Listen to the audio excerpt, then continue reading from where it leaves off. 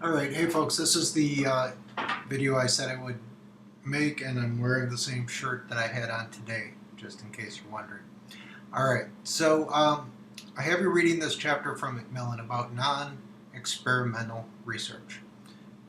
It might be better labeled quantitative research, where the researcher does not do an intervention. Right? So everything in this chapter could have been in the Creswell chapter on quantitative, and everything in this chapter could be leaning towards the post-positivist worldview, right? But it's categorized differently because the researcher is not intervening. So what we looked at the last 2 weeks was experiments. And in experiments, the main thing that makes an experiment is the researcher does something, right? So you could have a true experiment where you have randomized groups and the researcher intervenes with one group and holds the other group as the control. You could have a quasi-experiment, basically the same thing except for no random assignment of participants.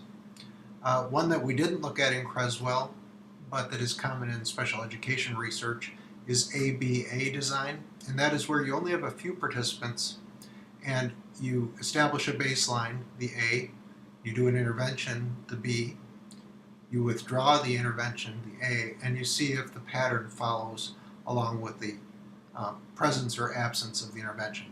But in all three of these cases, the researcher intervenes. These are all experimental. These are all non-experimental, or better put, non-intervention, naturally occurring. Something the researcher is studying using quantitative methods, but that they didn't make happen. Right? So Creswell has descriptive, correlational, causal comparative, and ex post facto. Causal comparative and ex post facto are very similar. It kind of depends on timeline of when the researcher does the research. All right, so the big difference between what we've been doing and what we're talking about now is no intervention. However, it gets a little confusing because if you categorize these in another way, these categories are going to get mixed up. So the way that I'm going to look at them next is the way that you look at them when you're actually doing statistical analysis. Right? So a different way of categorizing this, besides the intervention, non-intervention, is whether you're doing group comparison studies. Right? So imagine we're doing the Compass Learning study, and you have two groups, Compass Learning group, control group with no Compass Learning. All right, and these are your students in the two groups, imagine. That's an experiment, clearly.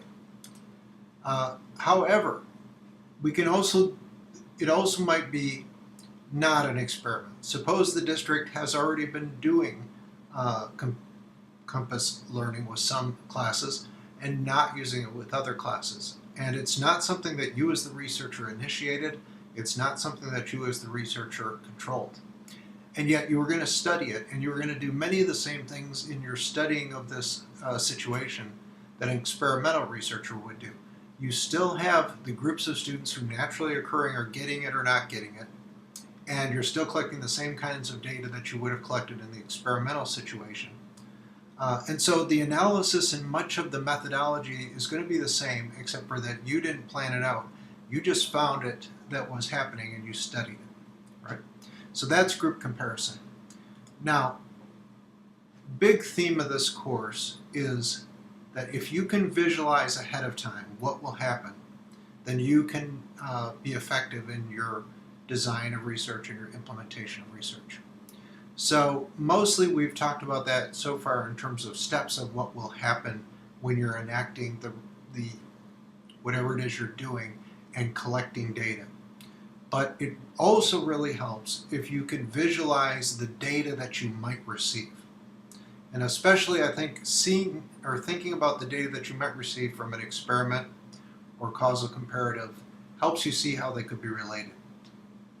So I'm imagining that this is the data that I might get after I do an experiment on Compass Learning versus non-Compass Learning.